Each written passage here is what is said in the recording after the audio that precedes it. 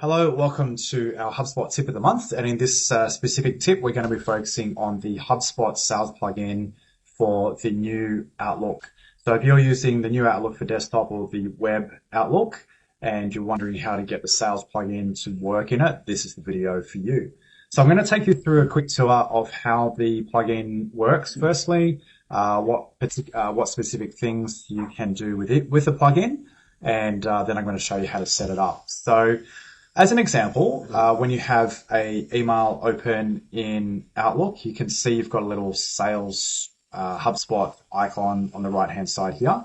And when you click that, if you've got this closed, it'll actually open it up for you on the right-hand side. So you're probably sitting there going, so what? So what this enables you to do is then work with records in HubSpot without having to jump between HubSpot and Outlook all the time. So if you spend the majority of your time in Outlook, and you just want to be able to say add a contact, quickly add a deal, those type of things without having to jump into the whole HubSpot interface, this is what you do. So I can see in my inbox, I've had a new email come in from HubSpot. I can see that this person is not currently connected to my HubSpot. So I can then click on add to HubSpot. And now I've got a specific thing here which says, hey, you've got to add permission. But essentially what we can do here is say HubSpot admin, give them the company name of HubSpot, and then I can click on the create contact button. So there's other information I can add in here, but I'm going to click on create contact. And now that I've seen that the contact has been added, I can either click this button that will open up HubSpot for me, or if I want to stay in Outlook, I can then click on something like view contacts. It will then show me the specific contact details, the company they're attached to, everything like that. And if I want to, I can, from this screen, I can then generate a deal. So say I want to say new HubSpot deal. And then I can click on create. And then that adds a deal and connects it automatically to that contact. So if I expand this now, I can see that new HubSpot deal has been created. The other thing I can do is from here is I can add a task. So say if I have a reminder for HubSpot, I'm just going to change it to, rather than tomorrow, let's go say Tuesday. Hit save. And now I've got a deal created, a contact created, and a task created without having to leave Microsoft Outlook. So that's pretty handy.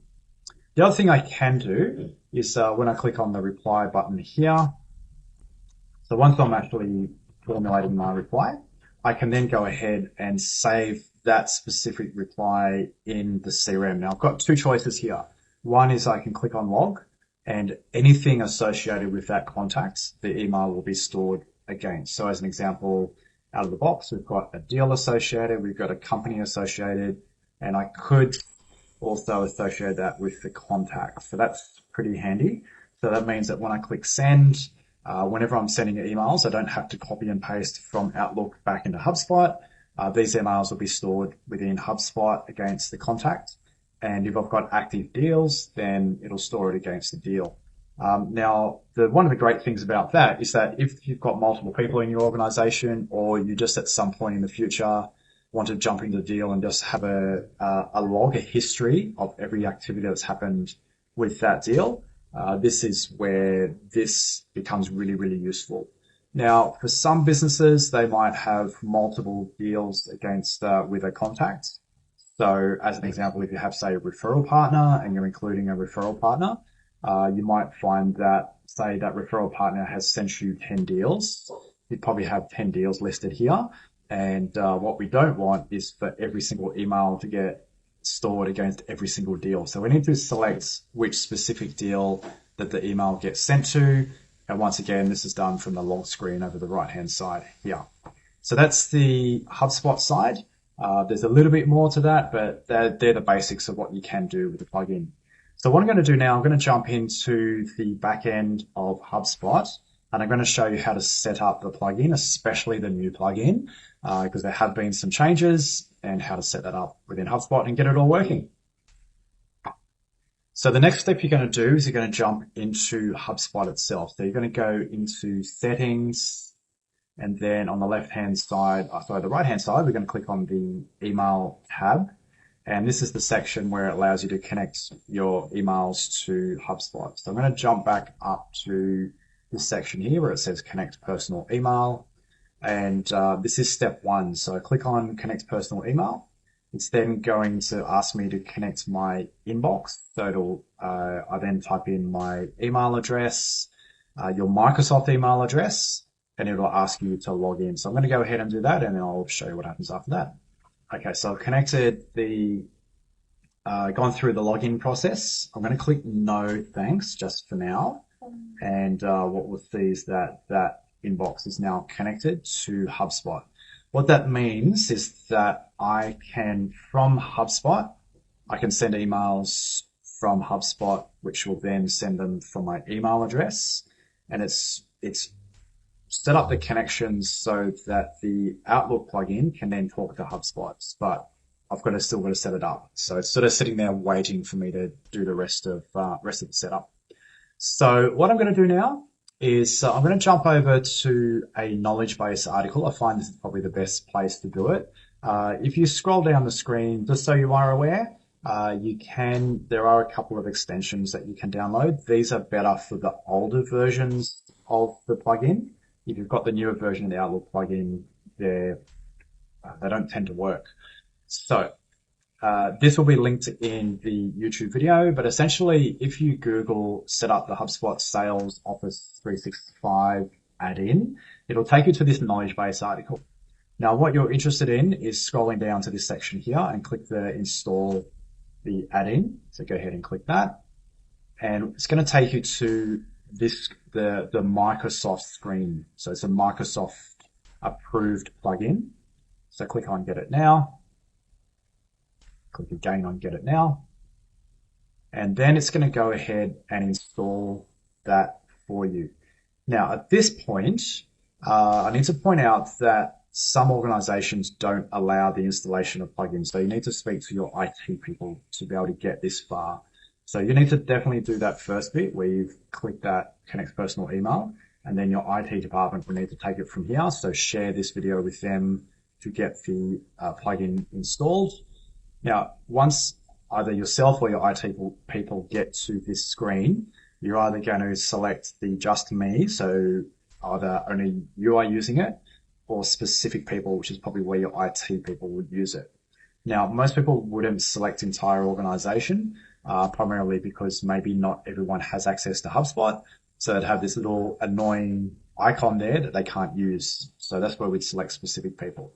So I'm selecting just me. Click next, and then click finish deployment. Now it's going off in the Microsoft system, and it's deploying the approved HubSpot plugin to the appropriate users. Okay, so that's done now. And just take note here, if you've got a large organization, it can take a bit of time. So it's got to do all its stuff in the background. So click on done. And then now we can go and open Microsoft Outlook. Okay, so I've got Microsoft Outlook open now. It doesn't look any different. However, if I click on the new email feature, then we'll see an icon show up. Okay, now I don't know if you saw or not, but I think when I first clicked on new email, I didn't have the icon. So it did take a couple of minutes, but what I found was that when I clicked on an existing thing, the icon was there. That's how it shows up. So what will happen now is that you'll need to log into your HubSpot account. Okay, so my desktop version being a little bit finicky, but what will happen is that the first time you're connecting, you'll see this screen on the right-hand side that says login. So click on the login button, and then that will take you through your normal login process. So I'm going to log in with my Microsoft account. And then once I've logged in, that'll enable me to connect everything to HubSpot. Okay, and I'm back in the web version just because I've got like so many systems running. But at the end of the day, I've been able to log back into my HubSpot, and then I can track everything that I need to.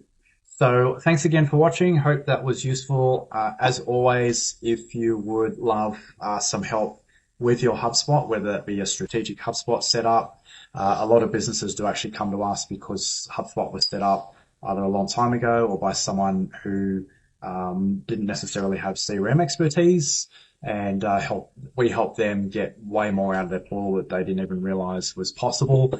So if that's your case, I'd love to have a chat. And as always, if you did want to jump on to one of our online courses, then please use the link below and jump on and do some self-paced training. Thanks again for watching, and we'll see you in our next video.